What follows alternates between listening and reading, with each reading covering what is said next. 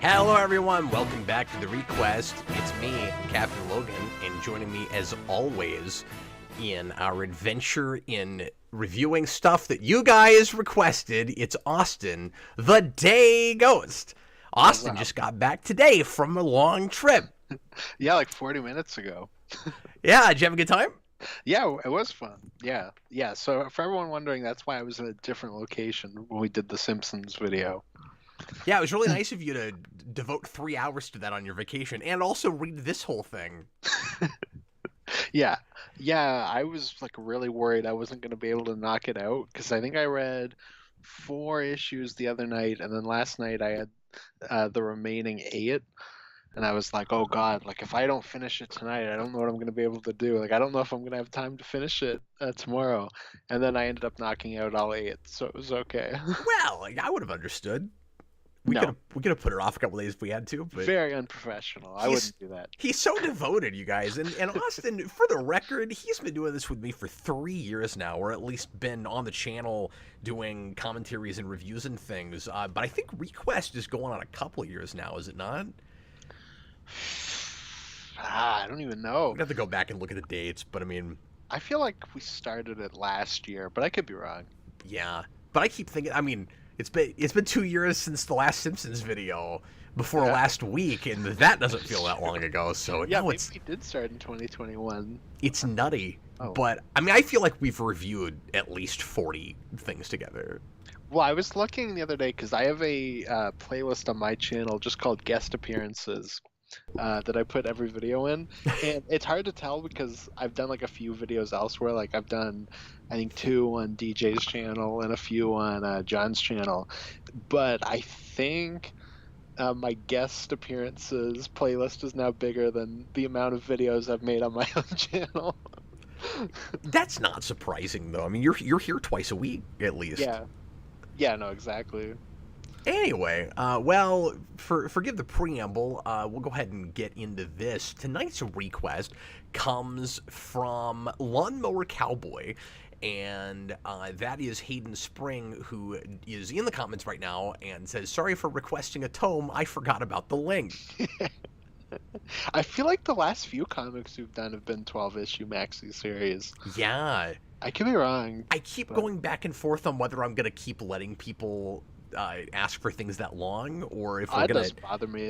have to sample them. Yeah, but like I have a hard time fitting them in my week sometimes. But then the problem is a lot of things that have come out more recently that people are really interested in us talking about are these kind of out of continuity and black label things, and they tend to be maxi series a lot of the time. Like sometimes there's still a mini that somebody will ask for, but much of the time they're these big 12-issue things, and it's sort of like binging a season of Netflix or something. Like if you only talked about the first few episodes,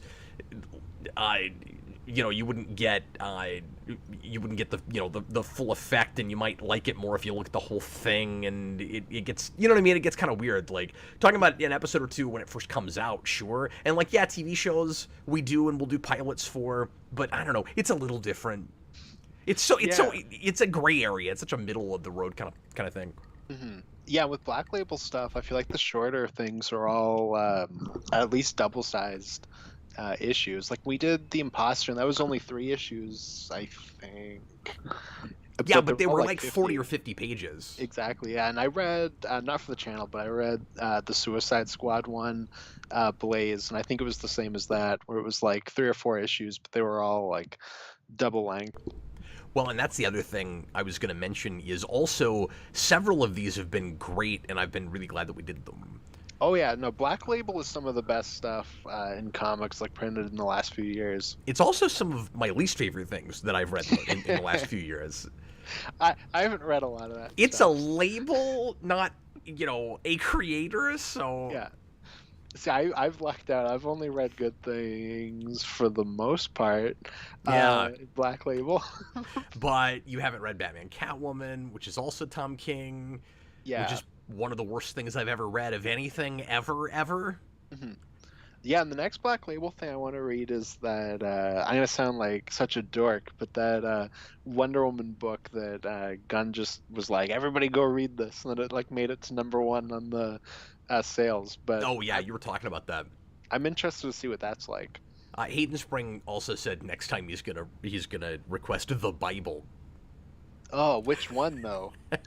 That's a sticky area. You might read the Old Testament, and I might read the new one. Well, that's the Bible, though. I don't know how the Bible works. I'm Canadian. Yes, there are some religions that only count the Old Testament, but when someone says the Bible, they mean both testaments. Yeah, I don't know. There was a person who was standing outside my school in an alleyway handing out New Testaments. I assumed they were different books. Well, yeah, but he wasn't calling them the Bible. He was calling them New Testaments. Yeah, a New Testament says New our Testament Bible, on it. the New Testament. This is our Bible. Okay, the Old Testament. we're 7 minutes in. Let's talk about Rorschach. So this is written by Tom King, art by Jorge Flores, and this came out in 2020 into 2021. Once again, it is 12 issues, and it takes place in present day. So, decades after the original Watchmen, and it is, as far as I can tell, kind of in the same continuity as the HBO series. I almost said HBO Max show, but did that actually air somewhere, or was it just put on Max? That was actual HBO, yeah. That's what I thought, yeah. But there are enough references to it, and it doesn't, I don't think, and King claims it doesn't contradict anything from that show, but I had kind of heard conflicting things, because the way the artist had talked about it seemed like they weren't, he wasn't thinking of it as definitely in that world, but they were just making references to it, but then the references are kind of deep enough that I feel like they're avoiding doing certain things to not contradict that show. But I don't know, there's one thing that makes me feel like it's kind of odd if it's in that continuity, but then there's so much unreliable, I'm getting ahead of myself, but there's so much unreliable narrator, and I'm not sure who to believe with really much of anything through a lot of this book. Like, there's a whole thing, and we'll spoil the things with this book. We'll have to talk about the ending and everything.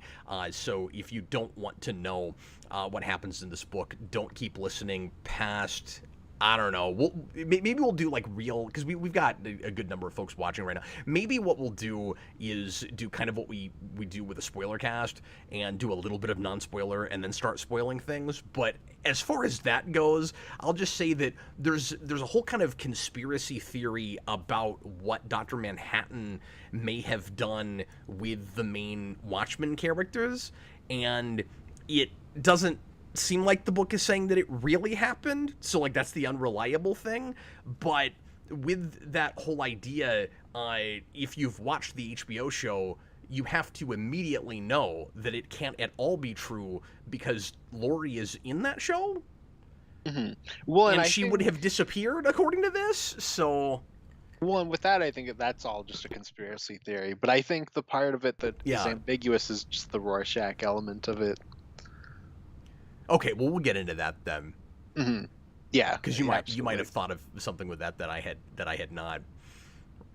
Yeah, definitely. And I'll even go as far as to say it's weird to read, probably if you haven't seen the HBO show, because there's things that it feels like it doesn't feel the need to bring up or explain because they're in that show. I don't know if you had that. But I feel like if the HBO show had never happened, it would have talked about the journal at the end of Watchmen, and like there's no discussion whatsoever about the way people are like responded to that going public, and whether people really believe overall in the squids or not.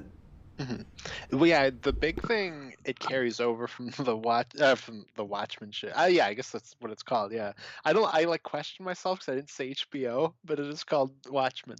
But the big thing that it carries over from that show is just like really bad world building in terms of stuff like that. Well, and let me just say that Austin and I are in different places with that show, so his bias is immediately sneaking in. Yes, like. It is using some of that same world building. I like it better in that show than I do with this story. But again, I'm getting way ahead of myself. At least with that show, it felt like whether you like the direction they went or not, it's in that world and it has to be in that world, even if there's anything they're contradicting or you think that it's against the spirit of it. I feel like nearly everything with this book, with this story, could have been told in a different universe with very little tweaking. Uh, yeah. My only thing with that with the show is just that since I didn't finish it, throughout like the first like 5 episodes that I watched, I was like, if you cut Watchmen out of this, I would have less issues with it. I'd still have issues with it in terms of writing, but then obviously later on, I'm sure it probably connects better. Yeah. Um, Yeah, that's a little bit of a slow burn where ultimately it becomes very, very much a sequel to Watchmen. And this is a slow burn, a much slower burn, very decompressed. That by the end I found myself going, I mean, ideal wise, sure, like, you know, the way he's dealing with what the symbolism means and all of that, along with the story he's telling, yeah, sure. But overall, I didn't feel like there was enough Watchmen mythology and characterization and stuff in the book to justify, at least to justify it being as long as it is, because it's inviting so much direct comparison to the original material that being as is kind of slight of a story as I feel like it is ultimately, it doesn't really justify the length or the feeling of gravitas it really is trying to inspire. Like, does it need to be 12 issues? Does it need to be non-linear the way that it is? Like, I feel like a lot of things with this would have been more effective if it had been told a little bit more straightforward. And certainly, you know, you have, I mean, you're with different characters' POVs, and it's a mystery story, so maybe a certain degree of nonlinear is justified with this kind of a story, but it's too Watchmen to not be, you know, any more connected to Watchmen than it is. yeah, no, exactly. I mean, I guess I will say, like, I'm glad it never hit that point where it's like, and here's this character from the book, and here's that character. So, like, I was glad that it was separate from it in that way. Um, but then it also has like really annoying iconography where there's a lot of. Do you remember Watchmen? Yeah. Yeah, And there's a it's lot of like, that, and it'll go back to a lot of the major lines and try to recontextualize them in what Tom King thinks is a really clever ways. Like, some of the ways that his Batman run didn't work, like the tropes that I got really sick of, are very much wending their way into this. hmm well, that's a big issue I have with the HBO show too. So it was like a lot of that, like, okay, yeah, like we're separating from it, but like not really. And there's a lot of just like really annoying fan service that I'm like, half of this doesn't even make sense in context. And like that gets really frustrating. Yeah. Before we get deeper into our our criticism of this, let's back off a little bit and just real briefly describe the story here. Austin, would you give us a synopsis with like a kind of a more vague, just premise synopsis without giving away the ending yet for anybody that hasn't had a chance to read this yet, and then we'll just kind of do sign flips. Okay, so a Rorschach was murdered tonight. Uh, that's basically the setup. Is Rorschach and this cowboy girl named the Kid are murdered while trying to kill the Republican candidate for the new American election for 2020, and a detective guy who looks like the detective from V for Vendetta has to come in and solve the crime. And also kind of like one of the detectives at the beginning of Watchmen. And he kind of looks like 70s Spider Peter Parker in places. Oh, that's funny because it's modern day, but we have this idea that hardly anything has really progressed since the 80s. So even fashions and haircuts and stuff are the same. Yeah, exactly. Um, so he's got to solve this, and then it's kind of just every issue is he goes from a like one place to the next to talk to somebody, and they explain something that happened in the past. It's got that like thing that Tom King likes to do a lot, where individual issues have their own structure. So it's a lot of just that. Um, Which is also Watchmen to some degree. Yeah, but it's not in the same way, I don't think. Like Tom King's got a very specific style, I think, when it comes to issues like that. Okay. I mean, I think he's just doing it more often. It's almost like every other issue has to be the like Dr. Manhattan explaining the past issue in some way. Like there's a lot of kind of gimmicks with the story structure. hmm Yeah, well, I'm just thinking of, like you said, there's a lot of his Batman in this, and a lot of his Batman will do that, where it's like in this issue, there's like this one specific thing, and that's the way that this issue is structured, which Watchmen, like the original book, does do, but I don't know, it's more of a piece, I think, overall. It's not as distracting. No, that's true. And one of the difficulties I had with this was it's it's jumping around in time so much, and there's not. I mean, it thinks it has an Eisen character and a Hook kind of character, like Watchmen does, but I feel like the most interesting stuff isn't happening in the here and now. hmm And so the only Yeah. things that I'm sort of latching onto when I am that was weird emphasis. The only thing I'm sort of latching onto when I am are in the past, and I had this really weird experience with this where I kept. I guess now I'm back in criticism. I had this weird experience with this where I kept kind of forgetting about the detective trying to figure out stuff in present day, and so when we jump back to that, I was sometimes sort of jarred by it, and maybe that's because, to your point, uh, we're in the past so much. We're doing whatever the gimmick is for that issue. Whereas Watchmen, yeah, there are a lot of flashbacks, but they always feel like flashbacks. And because I said to you And off camera, that's where all like a lot of the major world building is. And then there's just a real straightforward beginning, middle, and end story being told in the present in Watchmen. And I was losing that a lot with Dez. so I said to you off camera after reading the first four issues that just like the show, it's too dedicated to the format of Watchmen and trying to replicate it. Yeah. It's not really. Um, the show is like the original book in that it's like, you know, moving the story forward, moving the story forward, flashback based on one specific character, moving the story forward, moving the story forward, flashback on a very specific character. Like it's a lot of that. While this is just every issue is a flashback. Like there's almost nothing happening in the present, and I can't tell you what the detective's name is. I can't tell you anything about He doesn't him. have one. Oh, he doesn't have one. And Okay. I don't know why that choice was made. Yeah, like I can't tell you anything about him as a person. You're not supposed to, I guess. Yeah. The problem is that by the end of the day, it feels like this whole thing is supposed to be a particular kind of experience reading a comic or making a particular point.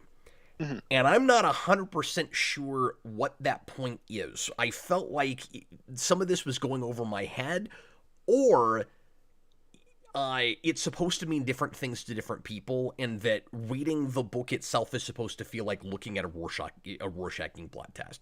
I'm not sure if that's what it is or not, but I think so. But I think the idea behind the detective not having a name is that, and that's why you have the payoff you do at the end, which we won't reveal quite yet.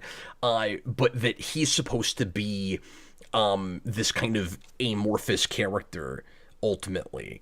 But that creates a lot of problems in getting me invested in the first place, and then in make me buying the turn he makes by the end. Like it's a gimmick and an idea before it's an effective storytelling conceit. hmm Yeah, exactly. Um, no, I agree with that Rorschach statement that like the book itself is one because it's just here's all this flashback material and there are little crumbs that actually matter into what's happening that you'll find out in like the penultimate issue where we explain everything. And most of it's just useless information to throw you off or to make you think something else. It's got that thing where like it'll just tell you something and then be like, okay, remember this. Yeah, Uh, and I'm like, why am I supposed to care about that? just kidding. I was actually holding back the real information, and it gets really frustrating because it's that for 12 issues. It's too many of those, and the nonlinear, uh, the constant severe nonlinear storytelling is making it very difficult to tell what things you're supposed to latch onto and what things don't matter, to the point where I'm not sure what the stakes are through a lot of this. And again, it doesn't help, especially in the present day stuff. Yeah, it doesn't help that I'm not really latching on to characters until way too late. Like, ultimately, I do think, however you feel about these characters, we'll talk about them later, but our two kind of like sad, broken, ultimately twisted superhero characters in Meyerson and Cummings, in New Rorschach and the Kid, I think they're developed well enough and are ultimately kind of fully realized characters.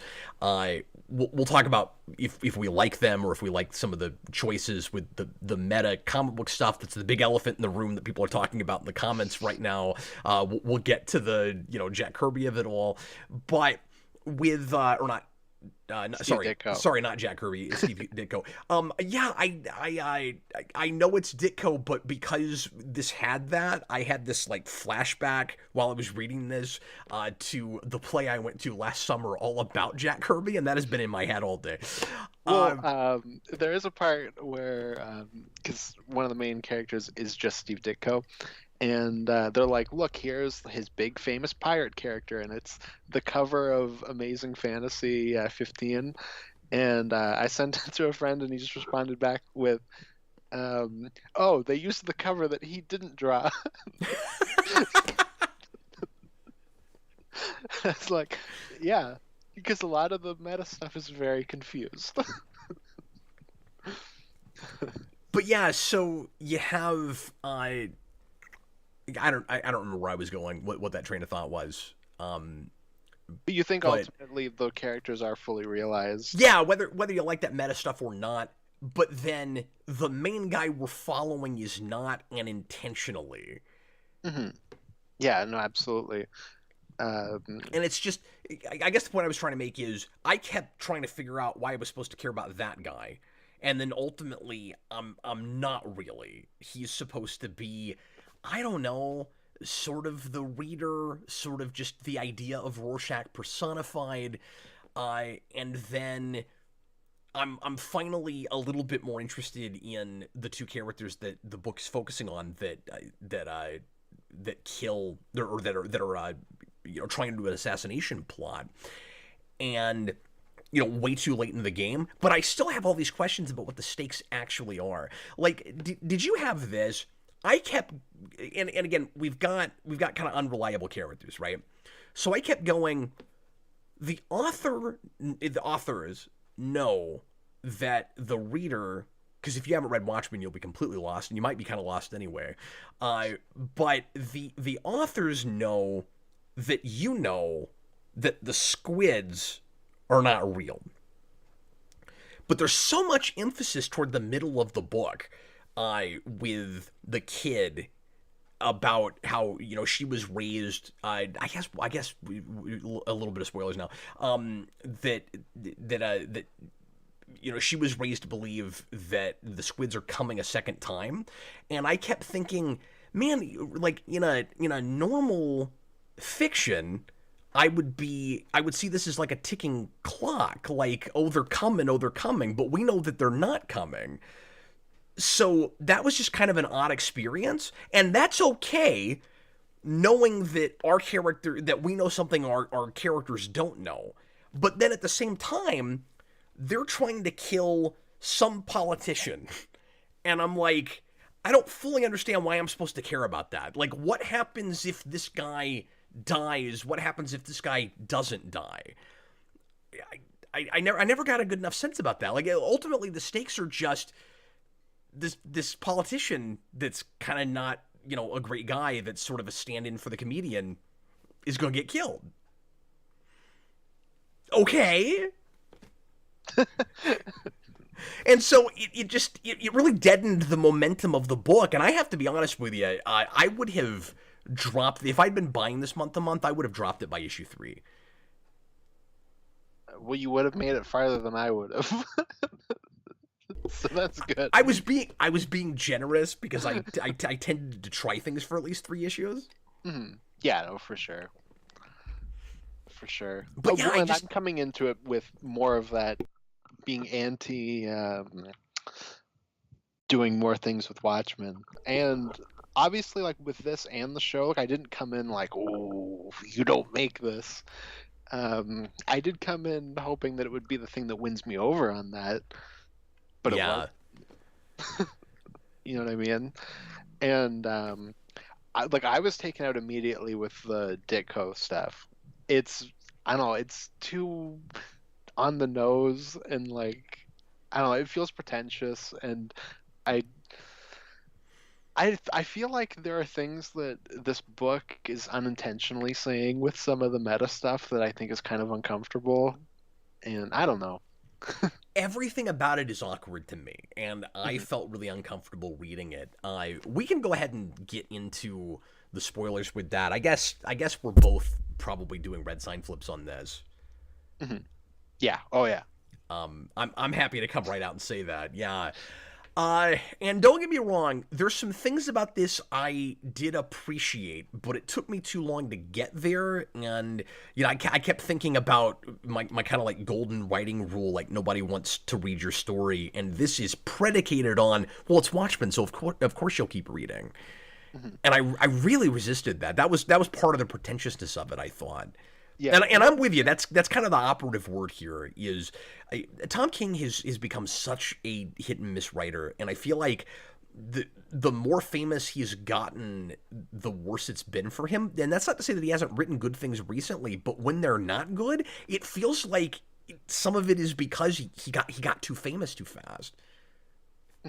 Yeah, no, Tom King's a weird writer in that he'll knock out something that I think is genuinely really good or great, and then turn around and write one of the worst things I've ever read. And I don't understand. It's very weird.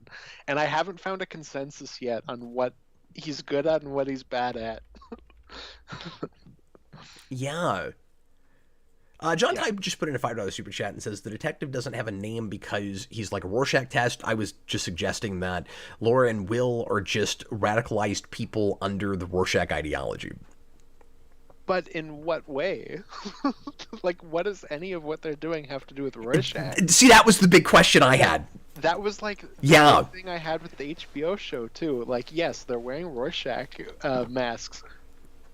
Rorschach was not a Klansman. Rorschach was not running around assassinating politicians.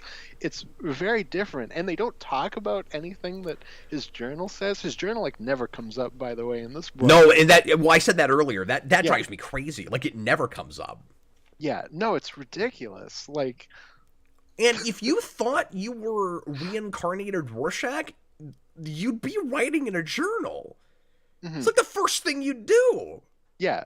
Well, and it's like, okay. So does Tom King and the showrunners of the Watchmen show? Because I'm with you on that. I didn't understand why they were Rorschach masks either. I thought in that show the hourglass guy, like the kind of mirror for literally for Rorschach there was kind of an interesting notion. But yeah, you're absolutely right. Do the showrunners of that show, Lindelof and, because I just remembered who made that. That was Lindelof. And Tom King. I think it's better than Austin is. And Tom King. Do they just like, are they oversimplifying this character? Do they 100%. Just not get what he was? Because it feels like we're oversimplifying. And I don't want to get too much into politics. This book is weirdly political and not all at the same time. Like, well, and it's like, okay, I feel like there is this weird misunderstanding. But real quick, I was just going to say, it feels like he's oversimplifying Rorschach to be far-right conservatism, and that's all it is. And that's not really what Rorschach was. No, exactly. No, I feel like there's this weird shift that has gone on in like the last like 10 years where like I feel like I hear talk more and more about how like disgusting and vile Rorschach is as a character. And I'm like, but you read the book and he's more nuanced than that. And it's like everyone is just taken this where it's like, oh, he's like this disgusting, vile person that no one should ever do in any good light. Like, but that I'm not like no one in that book is a good person. I was going to say, But how it's do you, what's more complicated however than you that. swing politically, or if you're more centrist or whatever it is, how do you take sides in Watchmen? Your most liberal hero in that murders almost everyone in New York City. Yeah, I think one of the most fascinating things about Rorschach is that he's ultimately kind of the most heroic in a way, and that he's the only one that's like, yeah, let's not murder people and let's stand by our ideals. And Yeah. everyone's like, I no. mean, let's murder the criminals, but to him it's not murder. Yeah, He has a set of ideals. exactly. You don't have to line up with him on everything to admire the fact that Exactly. at least he sticks to a moral code. Yeah, because Dryberg and Silk Spectre are both in agreement that what Veidt did was wrong, but neither of them are willing to stand up for what they believe in. It's only Rorschach. But we've like had to hit this weird middle ground where it's just take every negative aspect and like blow them up to 11. It's really weird, and I think a group radicalized by Rorschach's journal is genuinely an interesting idea, Yeah. but no one that's done it understands the character well enough to actually do it well. And here's the thing Um, too. You can even tell that story as the problem is nobody understands what Rorschach stood for, and have them exactly. and have them follow this. It could even be a super far right thing, but you have to prove to me, you the writer, that you get what Rorschach was. Yeah, so because this is obviously in relation to that super chat, um, like I don't understand in what way they're reacting to his ideology because they don't talk about his ideology. They No. just wear a Rorschach mask because it's called Rorschach, No, and and that's because we're why just taking iconography. that's why I'm so confused by the idea, and I realize that it's supposed to be, a crazy conspiracy theory, but this idea that if Rorschach's soul was like reincarnated into another person, that person believes that they're supposed to go kill a conservative politician who's running for president. And again, I don't get what happens, like, because I guess the idea is supposed to be they think that he's being run by the squids. So then, how's it even political at that point? You see what I'm saying? Like, I don't even understand the politics of the book. Well, and it's especially weird because it's like we got to become Rorschach so we can stop the squids.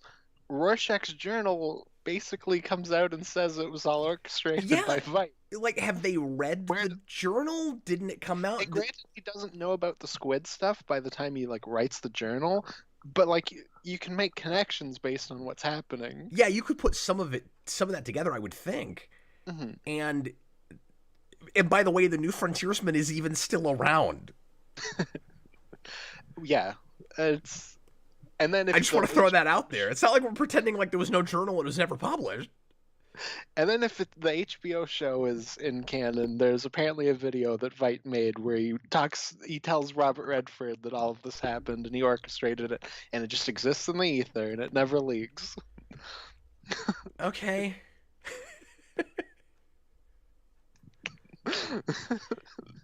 See, it's a struggle to talk about this again, partly because I don't think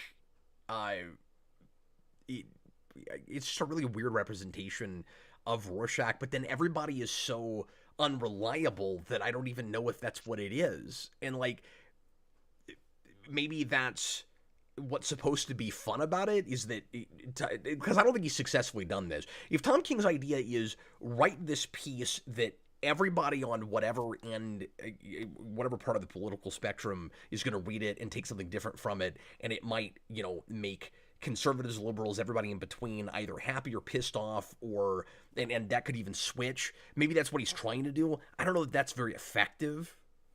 hmm Yeah, yeah, exactly. Because That's I'm the not main getting issue. like a read on this that's different from yours or anybody else's so much as just going, I don't really know what to think about this.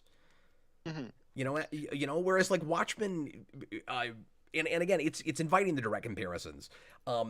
and it's trying to do some of the same things Watchmen did, in that it's throwing a lot of like ethical conundrums and things at you in philosophy, and Watchmen did that and then let you make up your own mind about it. Mm-hmm. Yeah, Even if exactly. it's kind of clear where Moore himself lands on it, because like arguably it is, but I think that the reader are able to kind of make your own decision to some degree, unless you're positive as to what the ending means, because it's supposed to be kind of ambiguous. But if you're like me and you think the point is you like a utopia is by definition unsustainable, then it is kind of clear where the book is coming down on it, but it gives Veidt at least a real argument, like you at least get the arguments on every side of an issue. Yeah, exactly. Yeah, I don't think this has the same, like, you can look at every side and understand where people are coming from. The only thing that's really captured that is the original book, and I don't think it's entirely intentional from Moore, at least by how he talks about it now. But I at the don't care very about least, that. exactly. Like, the At the piece very is the least, that piece. in the piece is the piece is exactly. So if it's a happy accident, that's great. Like, Exactly. That's exactly what I was saying. Uh, sorry. no, it's fine. But we should probably get the elephant. Actually, should we deal with the rest of the super chats, or should we get into the elephant in the room? Yeah, we can read those real quick.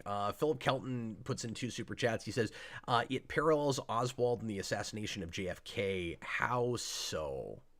I don't know enough about that to. But, like, what part of it? Yeah, just that he assassinated him. I believe the Umbrella Man killed JFK. So. Yeah, maybe he just means that the whole, like, was Oswald a lone shooter? Was there a conspiracy behind it? Kind of thing, where you have that question all through this, where ultimately it seems like they are, like, the conspiracy is just a 2-person conspiracy, but there's all these theories and ideas throughout the book that that Redford is behind it, or that Redford is helping, and that he's like okay with it and all of that. Yeah, then it's all just red herring stuff. And then he puts in another super chat and says, and the story is about the people in power and how they exploit mentally ill people like Rorschach.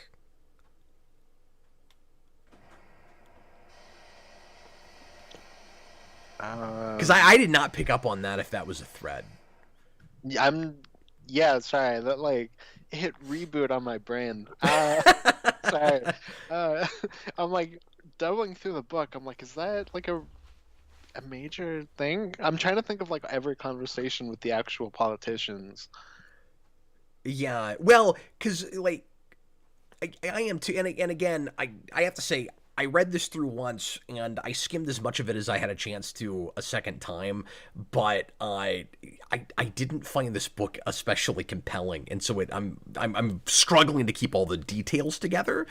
Well, and for me personally, like the politics stuff wasn't what I latched onto. Like even in disliking it, that's not what I latched onto. That was just kind of there, and I was like, oh, this is like very one-sided. Like the Republican guys talking to the detective, being like, "Ha! I wish I could have killed all the Viet Cong back in the day with the comedian. I love the comedian." And Robert Redford is like, A, not seen, and B, they're like, oh, Robert Redford stopped 9/11 and like all this good stuff that he's done. And I'm like, there's no real balance here. See, I didn't pick up on that so much. I felt like King was actually, or at least I didn't read it that way, I should say. I felt like King was actually going out of his way to make Redford seem questionable, at least. I just don't think there's enough. Like, it's when I say one-sided, you don't know specifically anything he's done, really. Exactly. But there, he's got the parallel with Nixon, where he's stayed in 4 terms, and I don't know. It's so sticky, right? Because again, unreliable. I want to say characters that we're not supposed to be on the same side with are against Redford, but then everybody's kind of bad. And Watchmen has that too, but in a more thoughtful way than this. I feel like, you know what I mean? Because like they're all like in Watchmen, it's all deeply flawed people that all do kind of really awful things. With maybe the exception of Hollis Mason.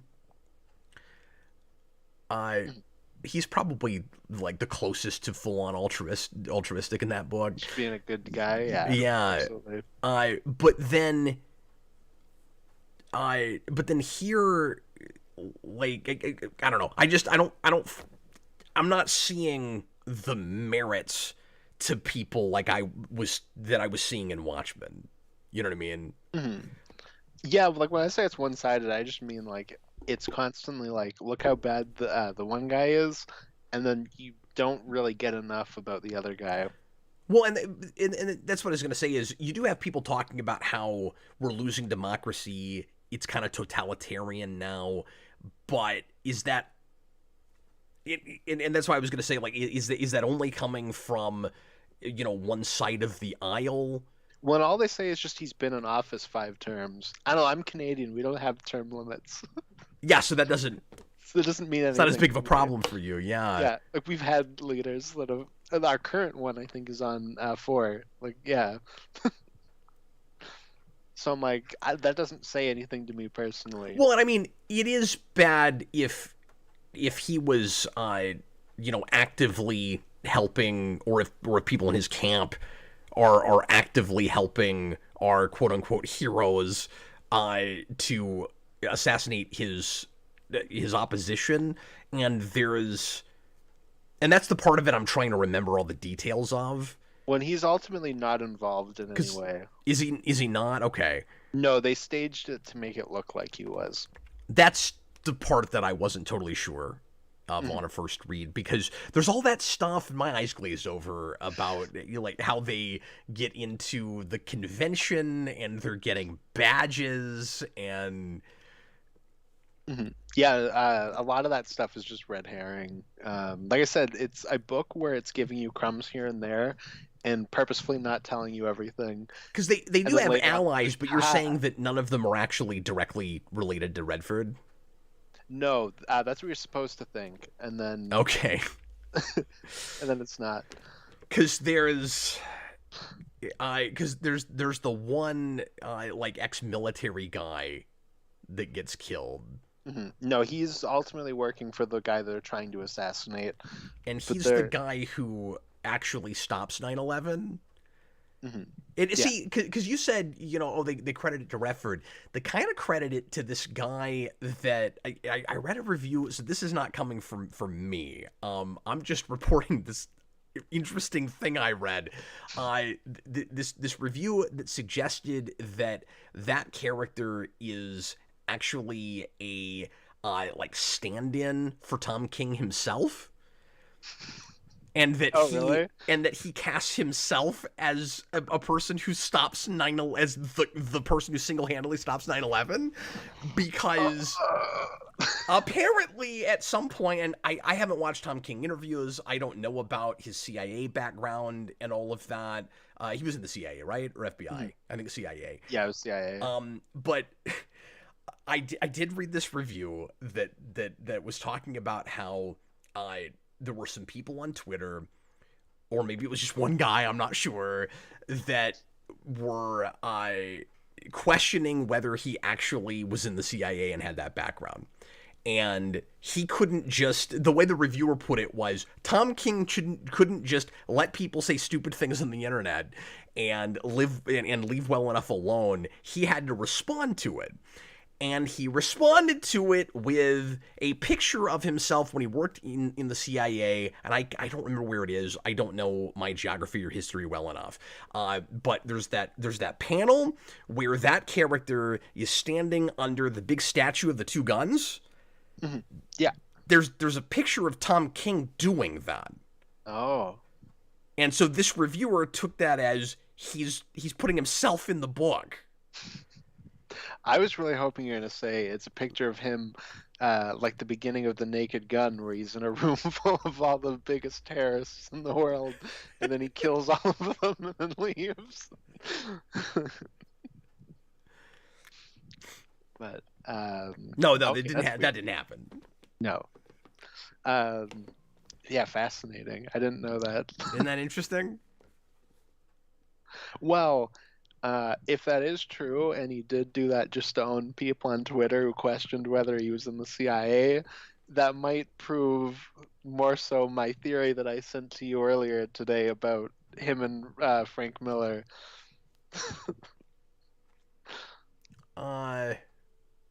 Philip Kelton says the assassination was meant to be fake, and he is using Lauren William. Who is he?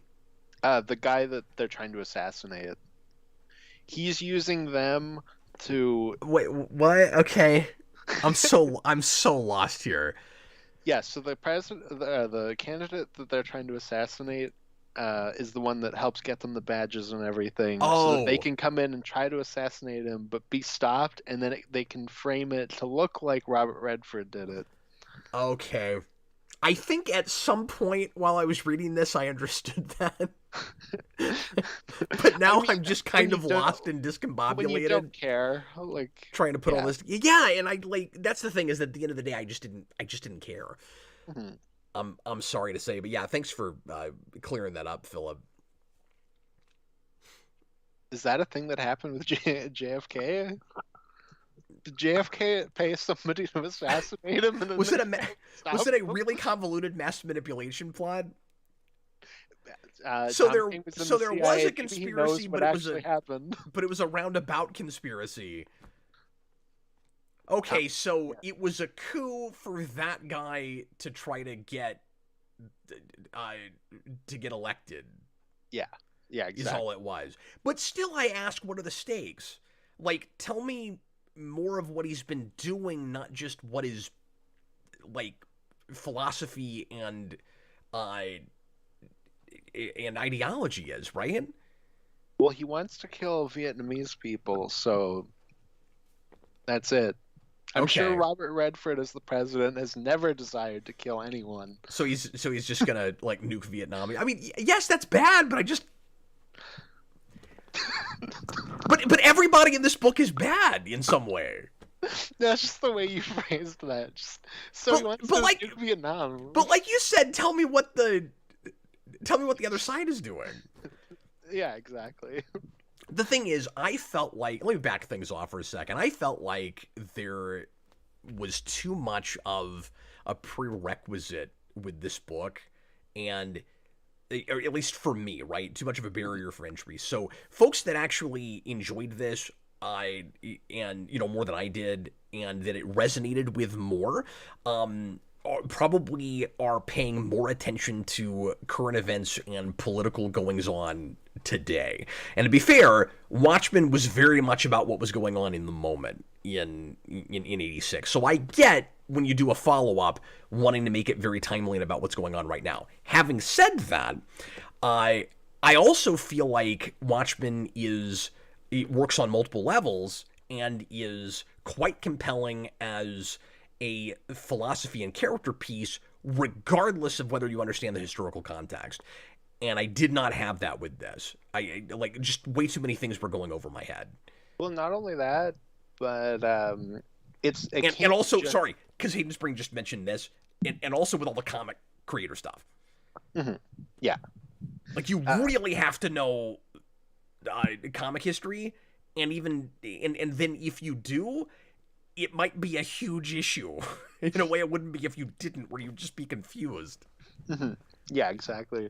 But also with the current events thing, Watchmen is like a parallel of current events and like just before it, and complaining. It's Alan Moore complaining about like the kind of Reagan era and whatnot, and Nixon.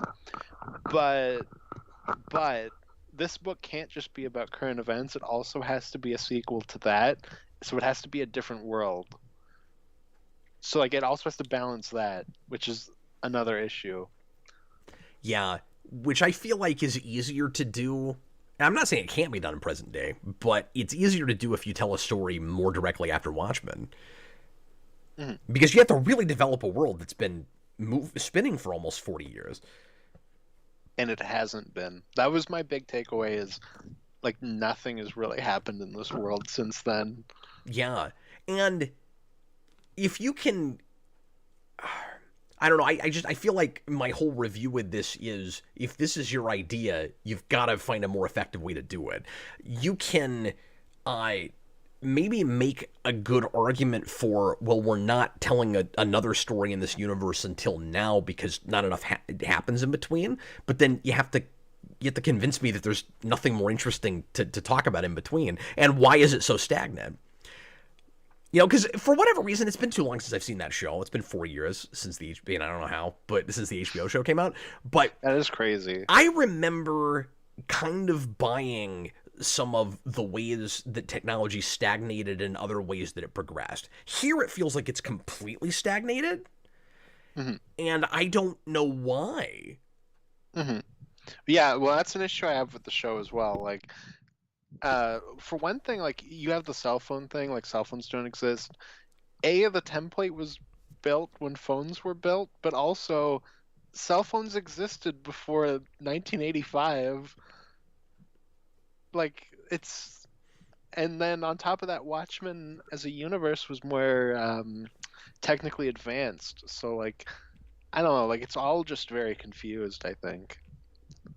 Yeah, and like I said, I thought the show made an okay case for it, even with the advancements that you had already, because like I said, in the show it feels like in some ways we keep going forward, and in other ways we don't. And that's the big difference with that in this. I just don't remember all the technologies now, but I feel like there were some things that kept going forward. Yeah. And I just remember being like, Lindelof just wanted to be like, haha, it's an alternate reality thing. So what's something that can be different? This, I guess. And it doesn't really mean anything. Or make sense, because neither of these people can think, apparently. And then he has a character called the Unthinker. Yes. But I'm not gonna go as far as Austin is going when he says that they can't think. I just feel like both pieces are. I just feel like both pieces are too commercial ultimately. Yeah. Although we should get into like that elephant of the room of the comic people stuff, because you mentioned the Unthinker. Yeah, go right ahead. I don't know. The Ditko stuff in this just made me sad reading it. I was like, oh, like this is kind of depressing. Not in the way that I think it's supposed to be, but in a like I don't know. It feels to me like Tom King came in and went, okay, Rorschach is an homage to several different Ditko characters, so I'm going to introduce actual Ditko. As a comic creator, he's not actually Steve Ditko. His name's Will Myerson, but he's basically that. But it's also confused. Except his politics are different. Yeah, it's reversed. The whole thing is so funny. Yeah, you're just starting from a really confused place. Where like King's whole premise is, what if Ditko was as liberal as the real life one was conservative, but he still created the same character? And I don't even know why you have that idea.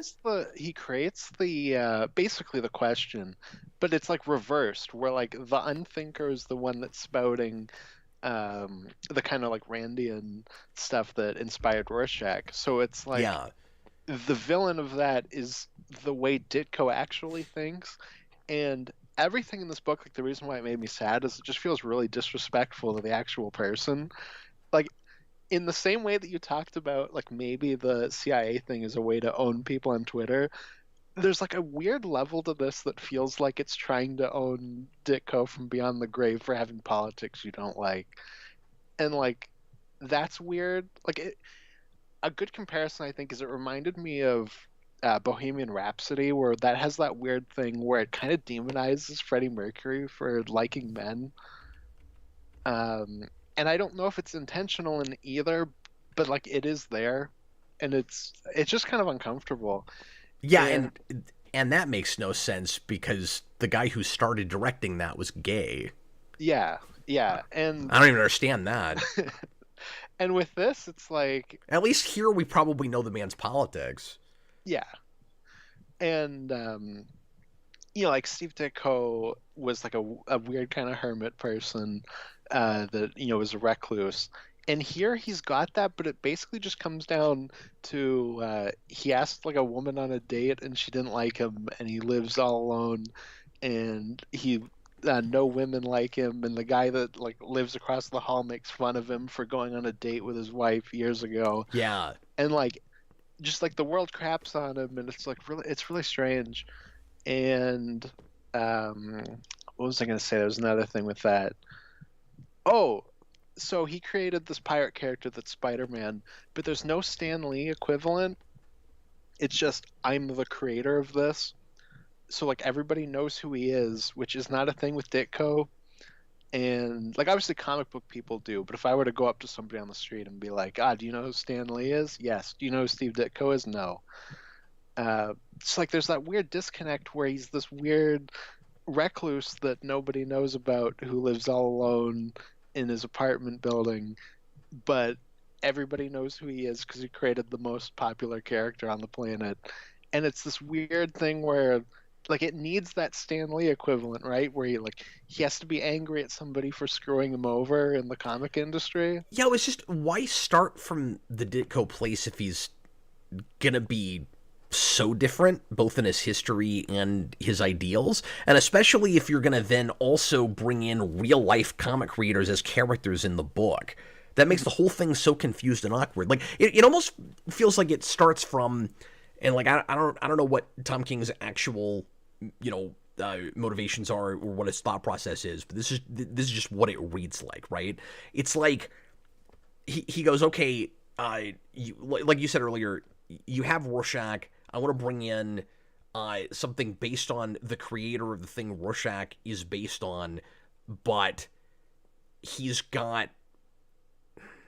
I don't know. I'm not even sure how I want to put this. I'm gonna get in trouble when I say it like this. But the way it reads is the audience that is probably going to read this. Most of them are going to be of a particular political persuasion, and I need him to be relatable to those readers, even if ultimately he's crazy and trying to be part of an assassination plot, or he just wants that character's politics to line up more with his own. Or like you said, he's fighting with Ditko beyond the grave. Like whatever it is. But it feels like it starts with a germ of an idea that is probably more benign than that. Mm-hmm. No, I agree. I feel like, and I think it turns into something that feels more malicious. I guess is what I'm trying to say.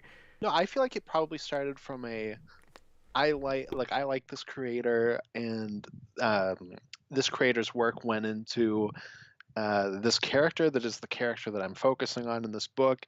Wouldn't it be cool to then do more of an homage to the actual guy? And then in practice, it all comes off really strange and, in my opinion, disrespectful. Like it took me out quite a bit. And self-indulgent. Yeah. Because he's also got to take weird pot shots at Frank Miller by making Frank Miller a character in the... And I didn't realize that he and Frank Miller had a feud. I don't think they technically have a feud, but they were on a panel together where Frank Miller clowns on him quite a bit, and it's really funny. Okay. But, so you don't think it's like as far as like if they have any animosity, it's not like McFarlane and like Liefeld? No, Peter David. Oh yeah, no, I wouldn't say that, and that's just a conspiracy theory I have. I don't know if that's actually true, but part of me does wonder if Tom King was a little bitter about that panel, and some of that energy went into this book. I don't know, but I also feel like Frank Miller probably had to sign off on this, so who knows? I would think so. Yeah, I think it's like the Ditko I guess thing. Robert Redford doesn't. Yeah. No, I think it's just the Ditko thing where it probably comes from a nicer nicer ideas, but it in practice comes off as just wonky and like he's like picking fights with people. I don't know. Well, and then there's the question of, is a sequel to Watchmen even the place for going this far meta? Like, it was a bridge too far for me, because like it's just so overly convoluted, right? Where you have, and sorry guys, I'll get to super chats in a second. Thanks for the interaction tonight, guys. So in Watchmen, you have characters based on DC characters that were originally supposed to be the characters used in the book, but then they had to change them, and so they created these characters. And then you have this decades later sequel to Watchmen that goes, let's have, in a world that was already using some real people, but not from the comics industry, right? So you go, well, because we know that we have a comics industry that's all about pirates instead of superheroes now, let's actually do real life commentary about a creator who made the guy that the book is about. And I'm like, it's too many levels, you know? You started with the Question, and then he becomes Rorschach. I guess it's Mr. A, but that's like then the Question, right? And yeah, then there's like a few of those Ditko characters that inspire Rorschach. And then he becomes Rorschach. And in this fictional world, there's also a comic creator who is Ditko, but not named Ditko, in a world where Frank Miller exists. Okay? That comes up with Mr. A, but he's not called Mr. A. His politics are opposite. In a world where Rorschach exists, but was not based on Rorschach, thought of independently of that real life person. Mm-hmm. Now, the idea I did like in all of this is the idea that this creator is tired of writing about pirates, because in this world, pirates are superheroes, mm-hmm. and superheroes are real life things that actually happened.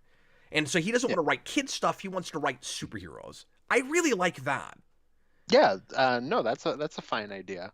And the one thing that really resonated with me was on a personal level, because I didn't find a lot of that in this book, was the idea that you have a writer who feels like he hasn't accomplished enough because all he's done is make stories for kids. And even if he's made stories that are more for adults, he still feels like he lives in a world where these horrible things are happening, and he's being almost like a coward, you know, sitting behind his desk instead of going out and actually doing something to help people. Like, he's lived too much for himself and not enough for other people. As a writer and a content creator, that resonated with me. Mm-hmm. And maybe another weird jab at Ditko. I don't know. Yeah, I don't either. It's so hard to say. Like, but if I can put if I can put that aside, yeah, that felt like a place where Tom King was writing more from a personal place, maybe. Mm-hmm. Yeah, absolutely. No, he's coming at it from the place of a writer, and maybe adding himself to that. No, and the thing with Frank Miller specifically is, I think it's just cringy that Frank Miller and Otto Binder, and there's somebody else, I can't remember who the third person is, that they're like super important to this, and the Otto Binder daughter thing is maybe in bad taste. I don't know. That's something that I think you kind of have to come do in your own place, and I don't know how I feel. Well, somebody in the comments said that the whole thing, or part of the thing with him and Binder is actually happened. Yes. No, that apparently that whole like seance thing is a thing that actually happened, but the way they like tie it into the Rorschach spreading thing is, I think, maybe in bad taste. I don't know. And then the Frank Miller stuff, like I said, again, I think it's just cringy that they're even there.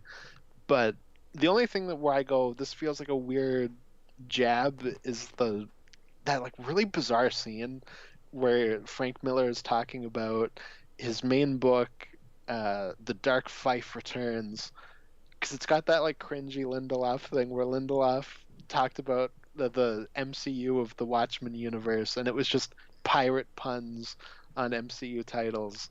Oh, I don't That's, remember that. Did that happen? it was in an interview. I don't think any of that shows Oh, up. it's not in the show. Okay. Yeah, I think it was just in an interview where he was like, he had like all of these films thought out where it was like Captain whatever, the Winter Sailor. Oh, I'm like, don't do like, that. it's cringy, and Yeah, that don't makes do it that. into this book with the Let Dark it be Life totally Returns. different, and then give me a 40 years that's partly really different because of all of that. If you didn't have superheroes, you had pirates instead. What does today look like? You know, on top of the squid destruction and all of that. Yeah, because Would pirates even still be popular? no, you could have done something with that too, but we also have to capture the iconography cap. We can't get too far away from Watchmen. Well, and that's why I think your initial criticism, even beyond the first 4 issues, is still apt. Like, I latched onto that, and I agree with it all the way through, that we can't get, far enough away from Watchmen in the format of it. If this is, I had this thought, and maybe this is too on the nose, but it's comics, and if you do it right, I think it could have been really cool. Instead of the panel layouts looking as much like they do, like Watchmen, if the whole thing is supposed to be a Rorschach inkblot test, do something to really mess around with the format. Do something with that with your panel layouts. Oh, that'd be cool. Let the And panel have it, layouts flipping every page. Yeah. That'd be interesting. That'd be an interesting experiment. Well, especially because Tom King likes to do a lot of that, like messing around with formatting. Yeah, I was thinking of like the old Batwoman comics. You know, what they do with bat symbols and stuff with the panels. Oh, okay. I haven't read that stuff. Like, but... do that with Rorschach inkblot. I always go back to that. That is my favorite experimental panel layout. It's really super cool. Mm-hmm. I'll have to check that out, especially because I love the show. Oh but anyways, no, the Frank Miller thing, like it's the main thing that becomes weird and is like maybe a jab is when he's talking about the Dark Fife Returns, and he's like, I took this just pure art, this thing made for kids, and I wanted to make it dark purely for cash grab reasons and to make me a lot of money. Oh, and yeah. And then I did it, and I like completely perverted real art and what was existed beforehand in the 40s. And it's just really weird. And he talks about how he retired after writing that book because immediately after the squid thing happens, and he's like, the world doesn't need this level of darkness. I'm walking away, which is weird from if you know anything about comic history, because that is not how he reacts to 9/11. So I don't know. All of that was just confusing. Like, I don't even know where 9/11, which is prevented here, but was still supposed to happen at exactly the same time, which makes no sense at all. And do those buildings still exist after the squid? I don't know. Well, why would the terrorists go after New York? It's not what it was. Yeah, I don't know. Maybe they were going to attack something else. But even if so, why the same year? Because, it's different. I don't know. Yeah, not different enough. It feels like a lot of the world building in both this and the TV show is just what are like the little things we can tweak and be like, look, it's an alternate history, but like none of it's done with any thought. And yeah, it's really unfortunate. It's really uncreative. This world should be unrecognizable at this point. However you interpret the end of Watchmen, if it's a utopia, that looks way different. If it's a hellhole, it's very different. That's very different, and somehow it's just it still looks like it did. Mm-hmm. Yeah, absolutely. No, I agree. Except some people are, well, the way the TV show did it, and again, that's not the way I ever would have done that world after Watchmen, but I was kind of interested in the idea that instead of a utopia, or as you put it, a hellhole, it's both. The idea that like Rorschach's journal comes out, but not everybody buys into it, because that was a thought I'd never had before. Like, well, yeah, maybe not everybody would buy it. and so you can have this, but you still wouldn't have, kumbaya either. And so that's okay. But again, this doesn't get into any of that. And that's part of where I get off saying it almost doesn't even need to be Watchmen. No, and there's a middle ground that I think is more realistically what would happen, but also neither book is interested in saying anything with the U.S.-Russia relations and like how that is now, or anything like that. Like, the U.S. is like this, but what does it look like on the global scale? Yeah. What does the rest of the world look like? Mm-hmm. And I mean, I guess both this and the show are telling different stories, and that's fair. But like, Yeah. when you're moving forward in that universe, it is a big what's going on. But that's just world building stuff. And exactly. Here's the other thing. Like I said, I have a lot of issues with world building. I wouldn't ask those questions if it was 4 issues long. Mm-hmm. Or I wouldn't. And I think you could do this exact story in 4 issues. Yeah, or if I was more interested in the mystery, enough to even realize what the actual conspiracy is. So glad I wasn't reviewing this by myself.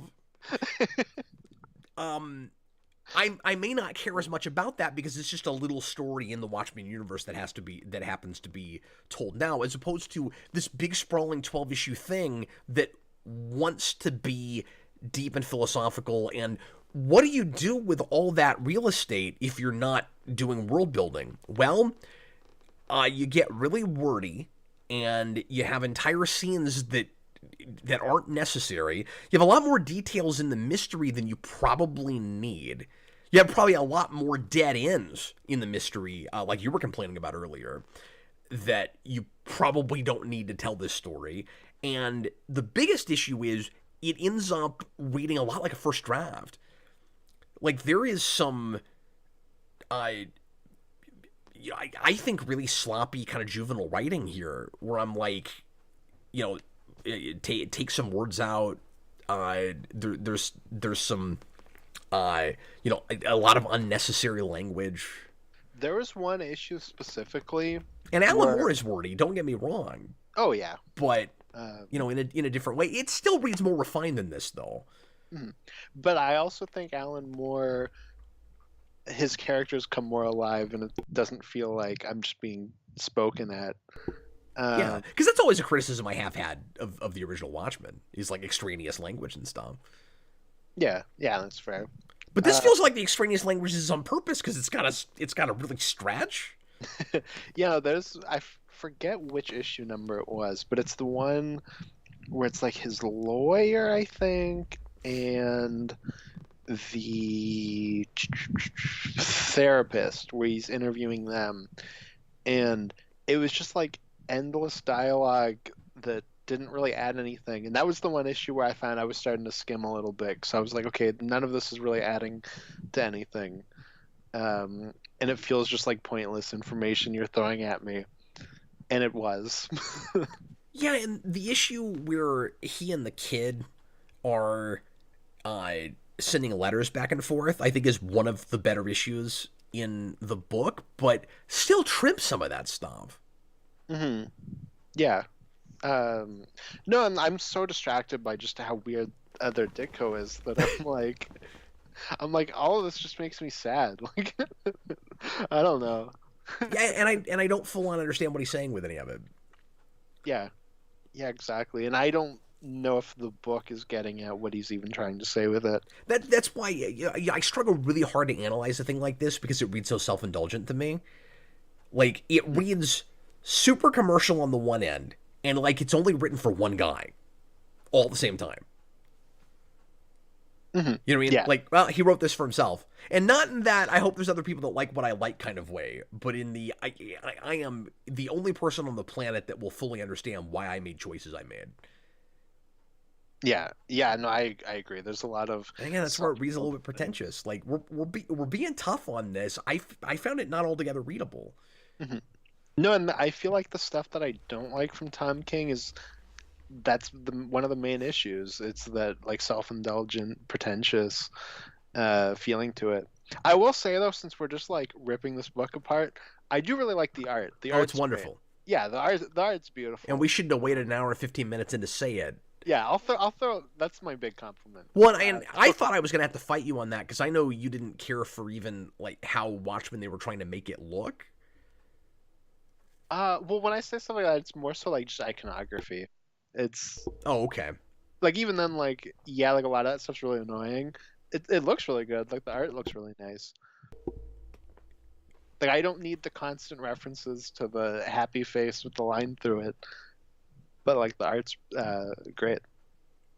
Well, and I don't even mind bringing that symbol back and having, you know, like somebody inspired by Rorschach, somebody inspired by the comedian. I think all that could be more effective than it is. No, and that stuff's fine. Like when I complain about it, it's again, it's I think constantly doing the happy face again is a little annoying, and the I'm trying to think of some of the callback. What do you lines. mean by constantly, though? I mean, there's the couple of major things that They it does they with do it it. at least they do it at least 5 times. I feel like the smiley face. But again, I feel like if it's and again, I don't love the way a lot of stuff is handled in this.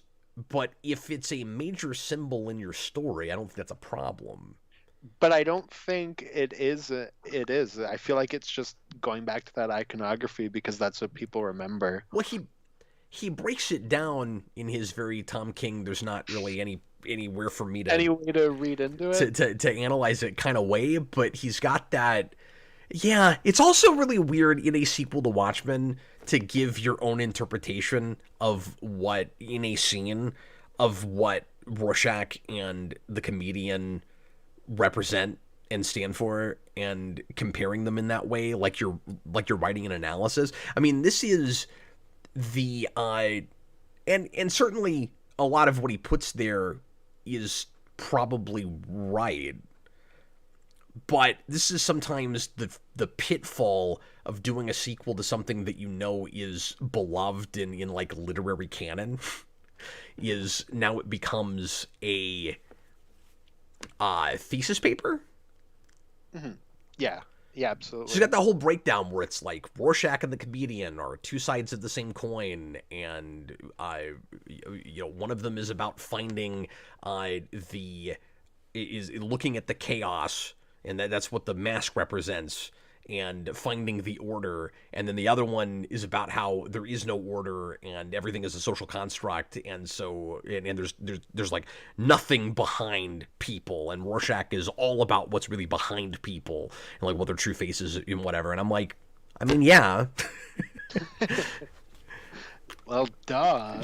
Sure. Is it all right for a character in the fiction to recognize that and talk about it? It's a little sticky because, like, yeah, I guess somebody might do that, but then it also at the same time, because the work is so beloved, reads like a thesis paper. Mhm. Well, I know me personally, I often break down how a person is thematically when I talk, so I can definitely relate to that. But I mean, people do this with history and like, you know, historical characters and stuff. Yeah, but it's also like in the past and not breaking it down. Well, I guess because with this book specifically, you are looking at the This is past. also in the past. Yeah, so yeah, I mean, how different is it really from like Hamilton and Burr? mhm, You know, yeah. so like I'm seeing both sides of this, but as I was reading it, I was just like, oh, okay, so there's this like literary analysis of Watchmen in the middle of Watchmen. Well, is it maybe weird that it's being told by like a redneck girl that sure does don't like shooting people, and now she's gonna have a discussion about what Rorschach means? Yeah, who's only ever been allowed to read comic books? And lived in the circus. So is there maybe also just like an issue of who's telling it? And who believes that her father murdered her mother because he was controlled by a squid? Hmm. Yeah. Because that happened. Yeah, and then he was maybe became a squid. See, if Frank Miller existed in this world, He would just write a book about a pirate killing squids. That would be his reaction. Yeah, and he'd make it like a kraken. Yeah, it would be like A water kraken. It'd be like a water squid. what's the book that he got into a crap for after 9/11? Oh yeah. Is it Ronin? Something like that? No. Ronin's one of his earlier works, and it's Okay. wonderful. And yeah, we don't besmirch Ronin. Oh, okay, sorry, no, it's a different one then. No, You're right. it's on the tip of my tongue. It's called, and it was a really on the nose title too. And it was supposed to be a Batman book, Somebody will say it. Yes, but then it wasn't. I can't think of it right now. But anyways, but I know what it is. Yeah.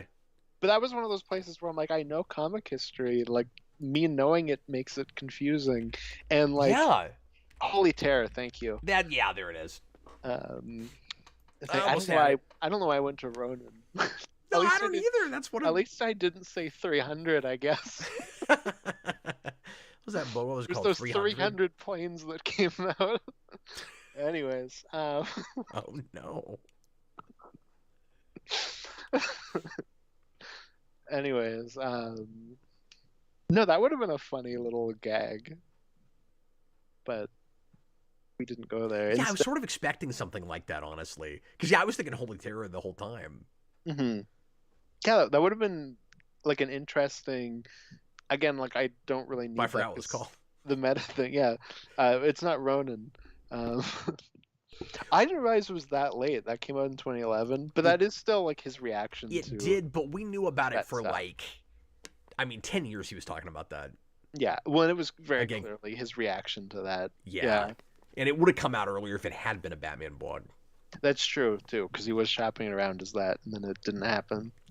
But yeah, that setup for the kind of in continuity story analysis that I was talking about is awkward. And again, because of all the unreliable characters, right?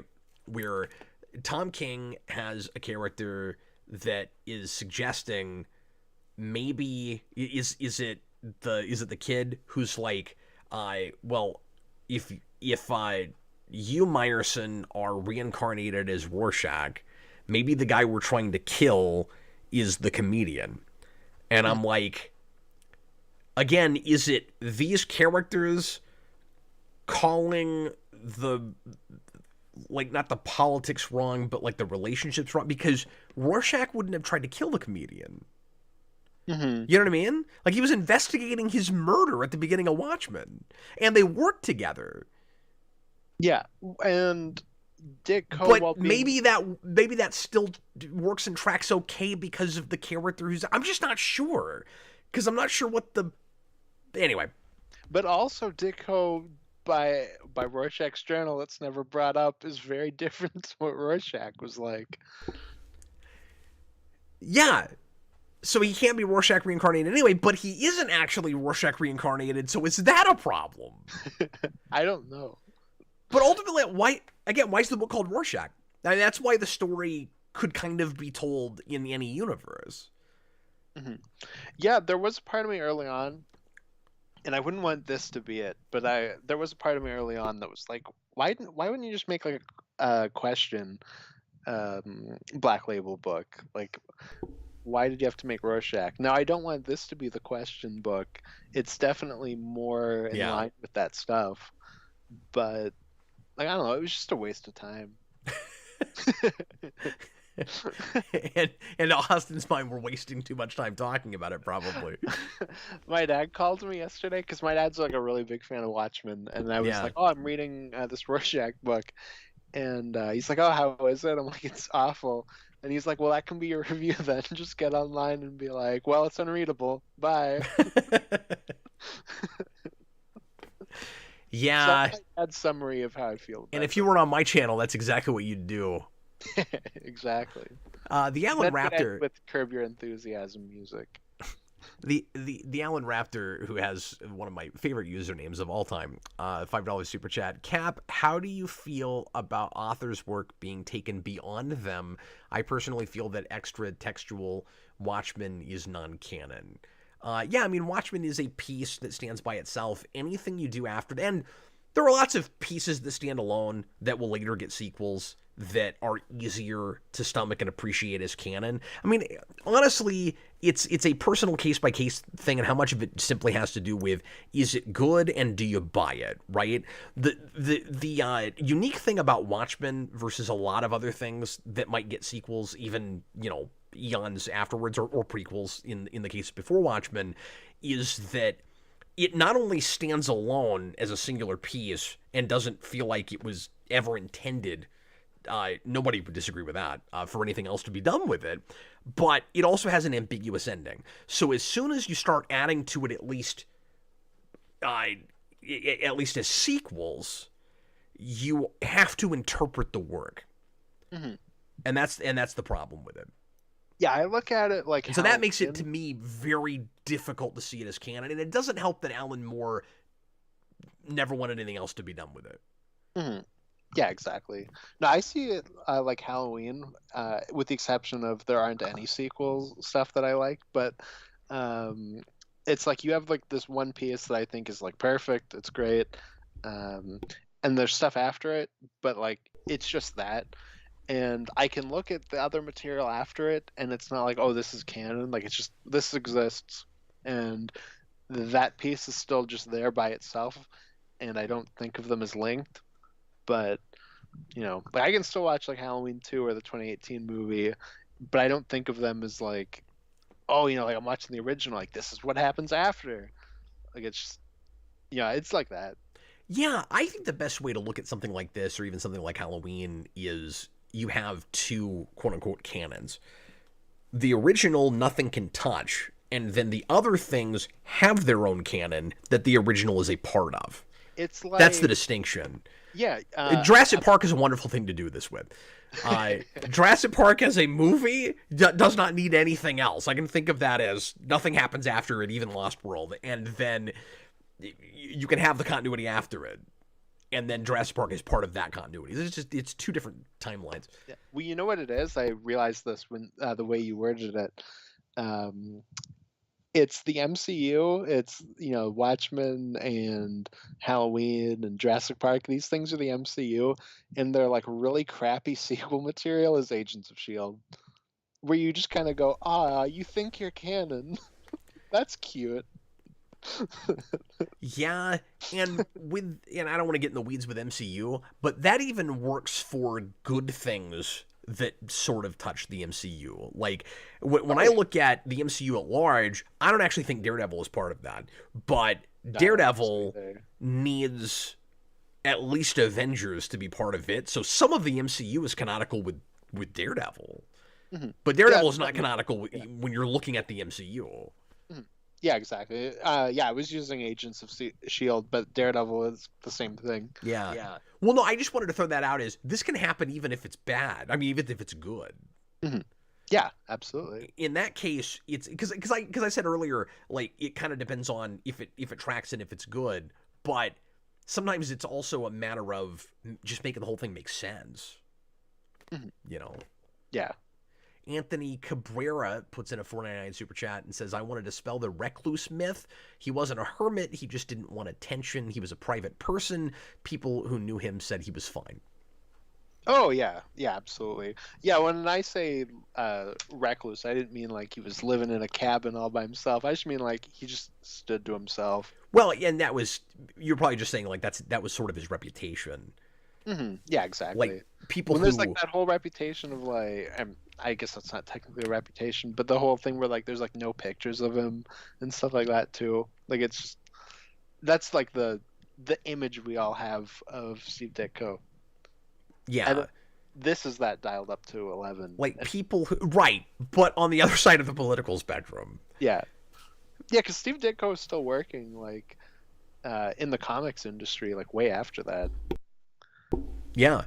Have you ever seen the documentary Searching for Steve Ditko? No, I've always wanted to, but I haven't seen it. I was about to say there was another thing that I haven't seen either, and then I realized I don't remember what I was going with that. But I don't think there is anything else. Yeah, that's definitely in like my top 5 comic reader documentaries. At the end of that, Neil Gaiman shows up. And goes with the filmmaker to up to Steve Ditko's office, like in a high-rise building, Mhm. and they can't film it, but they talk to him for like an hour. Yeah. And then they come back down and they're like, well, we got to talk to Steve Ditko. We just couldn't film it. They open the door and Rorschach walks out.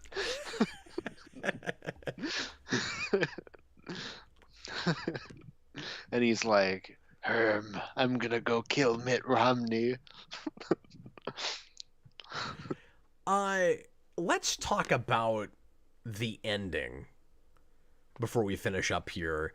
And I feel like this is kind of obligatory, Austin, but I feel like I have to ask the question, is there supposed to be any ambiguity to the reincarnation nonsense with the ending? Because I did not read it that way. But I just wonder if anybody might. If anybody might get to the end and go, was there any truth to the ridiculous notion that Dr. Manhattan took souls of the superheroes and put them in other people's bodies? She thought and her father, to fight the squids, but of course there aren't squids. So it wouldn't have been for that reason. It would have had to be for some other reason if it happened. But might somebody get to the end and go, well, because we don't have a lot of actual character development for this unnamed investigator guy, the only real explanation for why he's suddenly being Rorschach at the end is because he's actually Rorschach. Except you and I are also looking at it going, that's not what Rorschach would do. Yeah, well, I want to also say I called the ending in issue 5 because there's like one moment where a guy goes, "You know, detective, you're just like Rorschach," and I was like, "Oh, okay, so that's where we're going with this. He's gonna kill the president and become Rorschach." I did not pick up on that. But what was weird is it was painfully obvious by the end of 11, so I don't know why it plays like a reveal in 12. Mm-hmm. Yeah, it's that stretching it out thing, right? Yeah. We got to hit 12 issues. But I don't think. The biggest bridge too far for me was Frank Miller himself doing the "Give me back my face" line. That's one of the things. The heck? Like, the iconography is just like in your face. Remember Watchmen? And that one is so weird because he gave himself up. Yeah, he's not being Rorschach. He's just wearing a Rorschach mask. Why does he say that? Well, and then they're like, Frank Miller gave himself up to the police, and then the image is him being like arrested and like taken down, and he's screaming, "Give me back my face!" And it's really weird. But I think the idea is supposed to just be he's like another Rorschach at that point, in the same way that Ditko is. Where they're just channeling him. Yeah, where he's. But it's not supposed to literally be reincarnation. Yeah, I think it's just metaphorically he lives through you. Or I'm saying reincarnation. It'd be like soul placement or consciousness placement or something. Yeah, but for the whole like Dr. Manhattan thing, I never took it as Dr. Manhattan like split people and did that with all the heroes. It's just they're saying that because all the heroes disappeared. But there was always that. But did that happen to Rorschach? Because how they portray it is the way that he dies at the end of that book. So it was like, is it trying to say that when Rorschach died, his soul split off and went into different people? And that's not really what it is. But yeah, not ultimately. I was very worried about. But I'm just wondering if and at the same time, I was actually not that worried about it because it seemed like such an obvious red herring. Mm-hmm. Well, I was just worried because I don't trust King, so I was like, is he gonna go here? I don't know, because it is definitely like a very obvious red herring, but like it kept coming up, and I was like, I really hope he doesn't do this. The problem is when I got to the end of the book, Yeah, Philip Kelton, we get that it's not actually reincarnation. What I'm saying, the question I was asking is it ambiguous to the point where anybody might read this and actually think that that is a thing, that it actually happened? Because I think some people might read this book and think that. I'm positive that's not what it's supposed to be. But then, I agree. As dumb as I think that is, Austin, I also think it would have been more entertaining than what we got. There was a little part of me that wanted that to be what was happening by the end. It should have just gone full Halloween Ends. I wanted it to be so off the rails. We're spreading the force of Rorschach. Philip Kelton says people are projecting their own ideas onto Rorschach to be their own thing. I am not convinced enough that that's what it is. And I just think there needs to be actual discussion about that stuff. Yeah, maybe that's the case, but you need the control group, right? Like, you need any representation of that philosophy in the book. It's not there. It would be really nice if there was like something about Rorschach that was like written down that people could look at, that was like his ideology, and you could maybe reference this tome, but I don't think something like that exists. Greg Goat says, I'm getting so much secondhand embarrassment listening to you two misunderstand almost every aspect of this book. I'm not surprised Austin's attention span made this hard for him. So two things. Like I said earlier, I was not invested in this at all, and I really wanted to put it down. And so I was, as I always do, I wanted to give it its due, and I looked back over it before we started as much as I had time to, trying to figure out enough of the pieces of it, but it was homework. Like, it was a chore for me. So I'm admitting that I most certainly am missing stuff and misunderstanding parts of it. Like, I'm sure that's happening. I also don't care. Mm-hmm. And I only have, because I found it boring, and I'm really mystified and uncomfortable with what he's doing with real life, comics creators. That whole thing really threw me off, and again, like, as I was reading it, I was trying to give that the benefit of the doubt enough, but after a while, it became pretty clear that how self-indulgent that was. I don't think it's respectful enough to those people.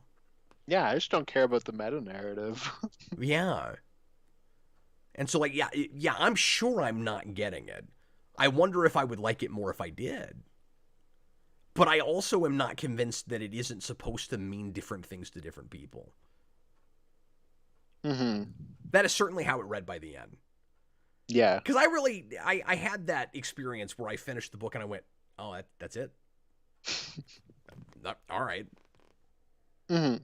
No, I guess because I called the ending by issue 5. Like, it felt like I was waiting for the book to catch up. And I will say, looking at the comments as we went, I didn't read them all, but I was not the only person on a first read that was very confused by a lot of the story details. Mm-hmm. Because of the way it's structured. And it's such a risk to structure a book like that if you're not latching on to characters, if you're not invested in the... How do I want to put it? The more, surface level, just what's happening, beyond the meta text or any kind of subtext, you're certainly not going to appreciate the subtext.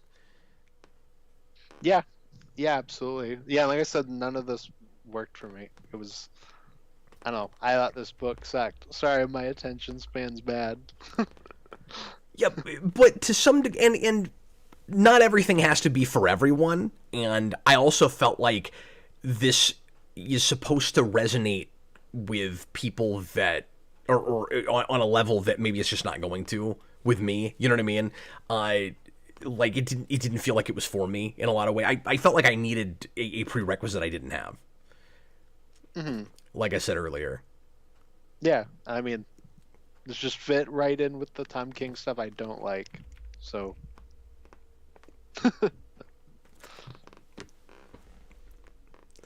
Well, what else do you want to bring up about this? I'm trying to think of, because we were very scatterbrained, like jumping all Yeah. over the place. I'm trying to think if there's any big stuff that we Well, I missed. felt awkward tackling this for the very reason he said. Really, like I knew I didn't understand the piece well enough before we sat down. Hmm. Yeah, yeah. Greg Coates says the book is too long. I completely admit the dig at Austin. I retract. 12 I, issues was too I mean, much. I don't care. Like, I thought it was funny. Go to the request that we did on. Oh, what's that one that like shot off in views? Oh, yeah, yeah. People hated Uh, you in that. oh yeah, like every comment is like, "Your host is an idiot,"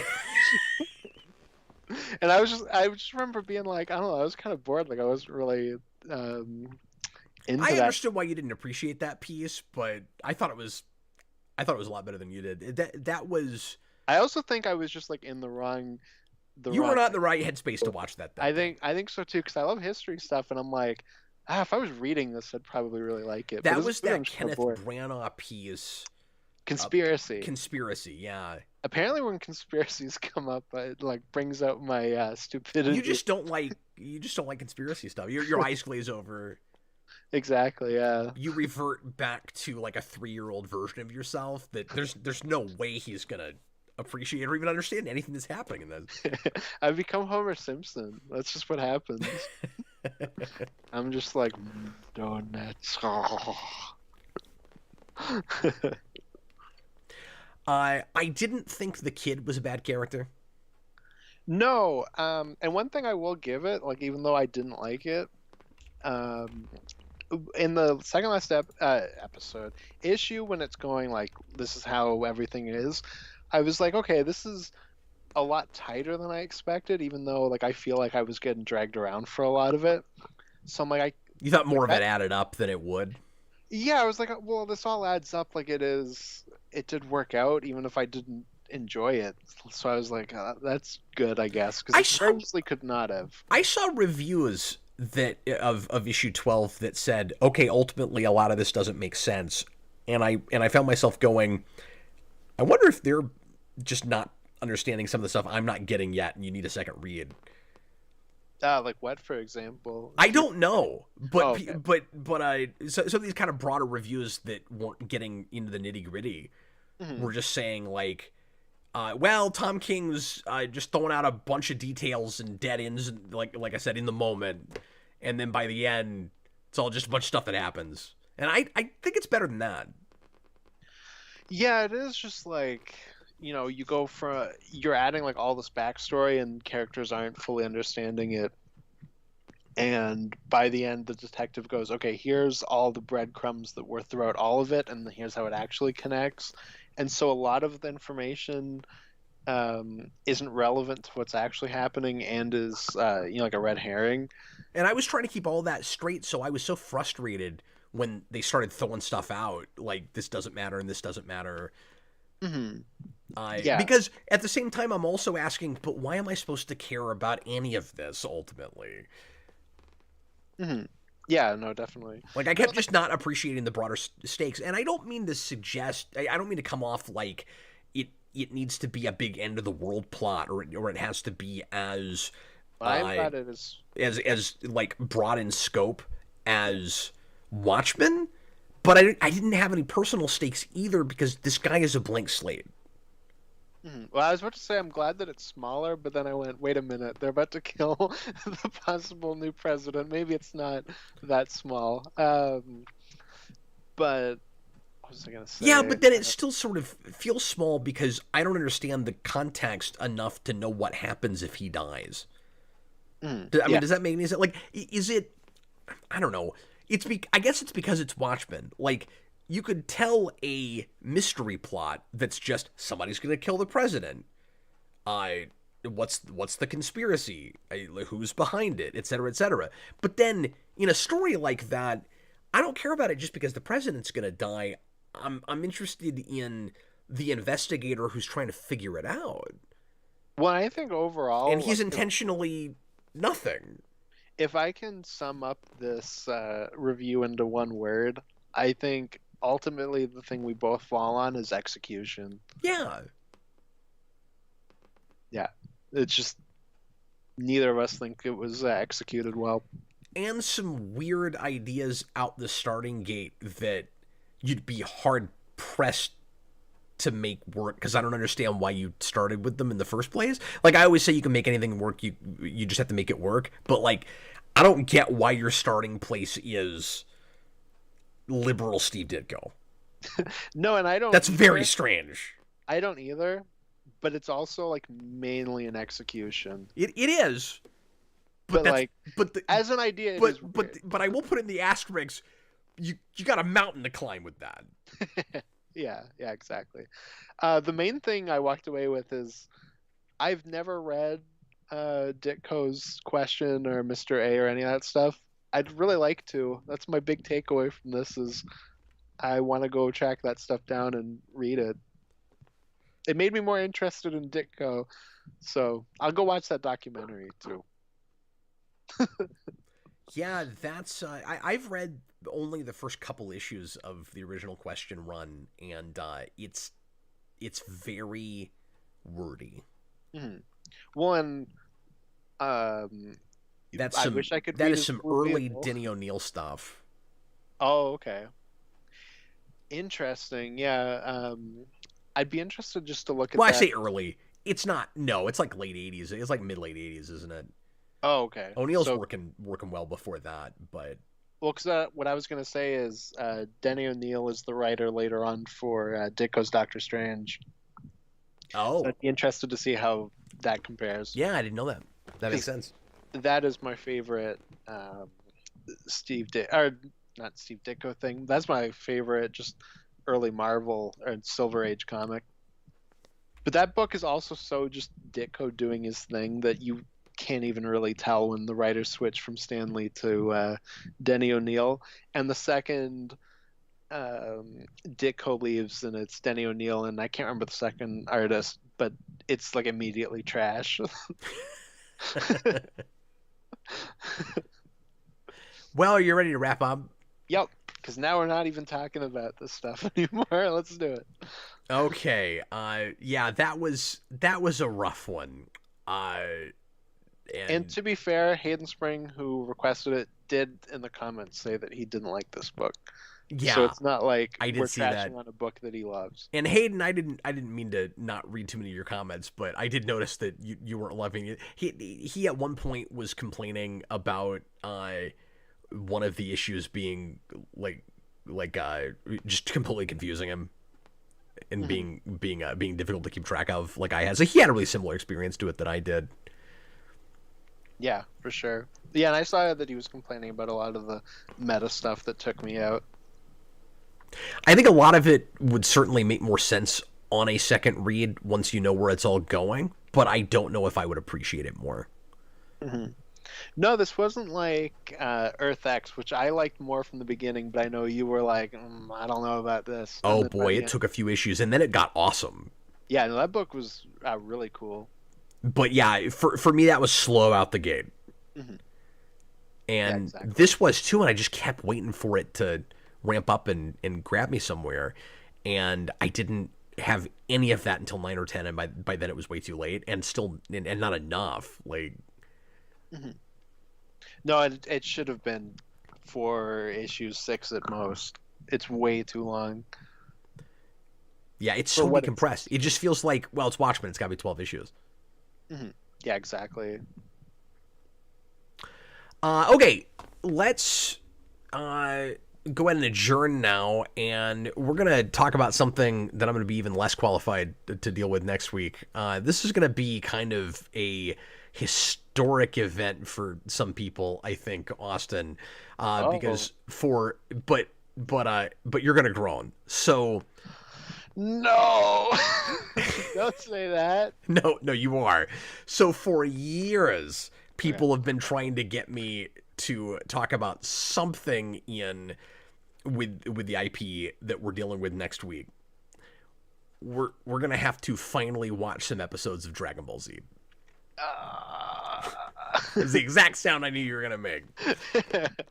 SS Jerry asked I'll us call to... my uncle and get him to explain some stuff to me. SS Jerry asked us to talk about the first 4 issues of Dragon Ball Z Kai, the English Oh, dub. we're doing a comic. What's that? Did you say we're doing? Oh no, because you said it was a show. No, it's a show. No, you said the first 4 issues. So I meant episodes if I didn't say episodes. Yeah, no, sorry. I was like, oh, it's a comic. Okay, I got you.